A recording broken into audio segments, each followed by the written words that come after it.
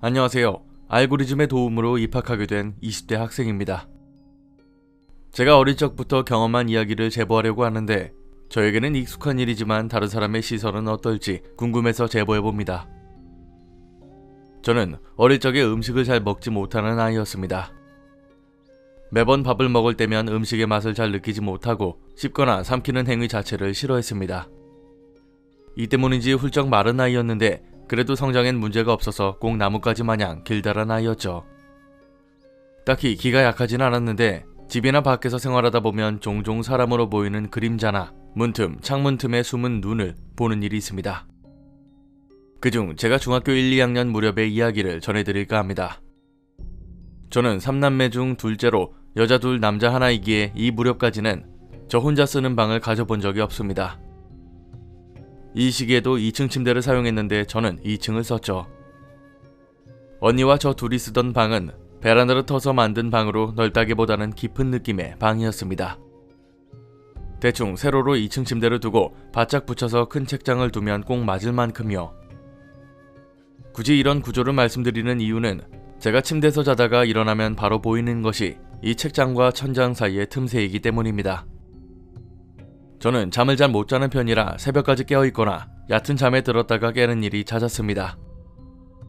가위도 묘하게 잘 눌리는 편이고 매번 깨어나면 1시에서 3시 사이에 애매한 시간에 일어납니다. 그날도 저녁에 일찍 잠들었다가 새카만 새벽에 깨어난 날이었습니다. 시간을 보기 위해 부스스 자리에서 일어나 앉았습니다.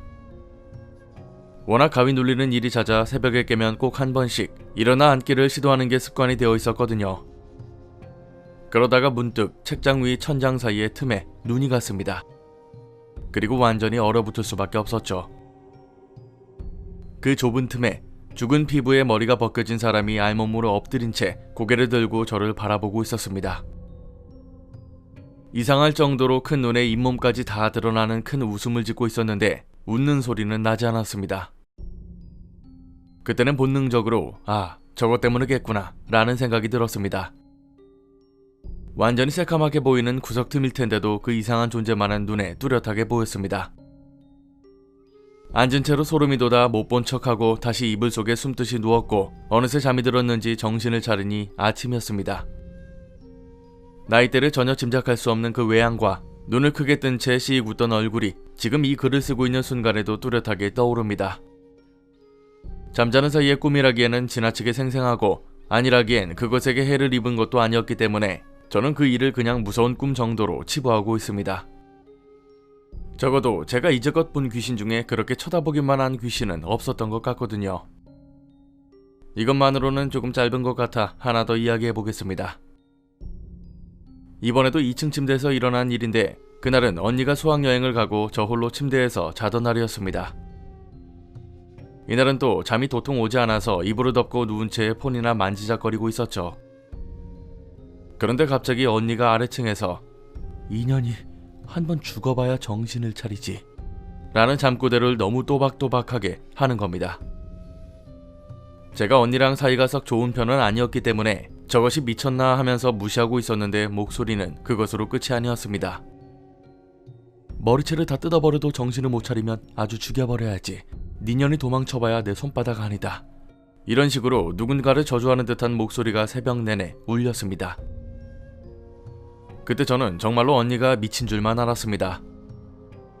그 소리를 생생하게 들으며 새벽 늦게야 잠이 들어 아침에 학교 갈 준비를 하기 위해 침대에서 내려왔습니다. 그리고 그제서야 똑바로 기억이 났죠. 그날 언니는 수학여행으로 집에 없었다고요. 그 밤 제 침대 밑에서 누군가를 죽여버린다는 끝없는 저주를 내린 것은 대체 무엇이었을까요? 비슷한 일화로 이번엔 언니가 겪은 일이 있습니다.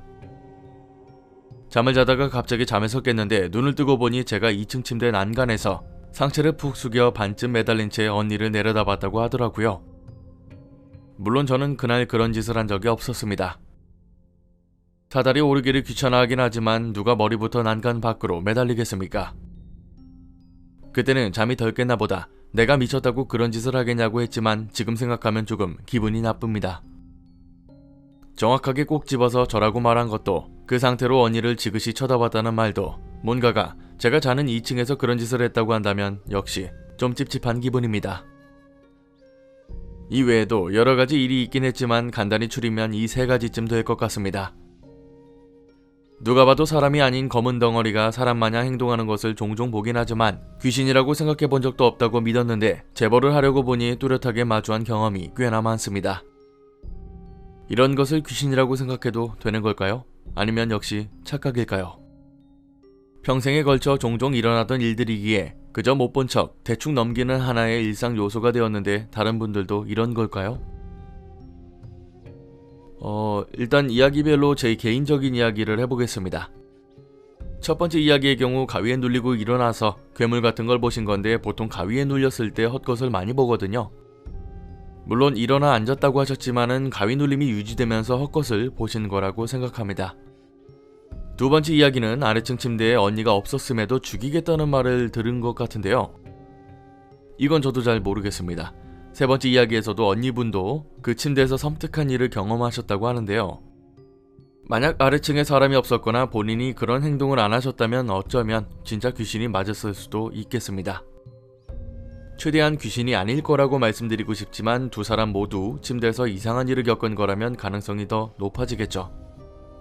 종종 검은 형체의 덩어리를 보신다고 하셨는데 자신이 귀신을 본다고 하는 사람들의 이야기를 들어보면 대부분 귀신들은 검은 그림자 형체라고 말합니다.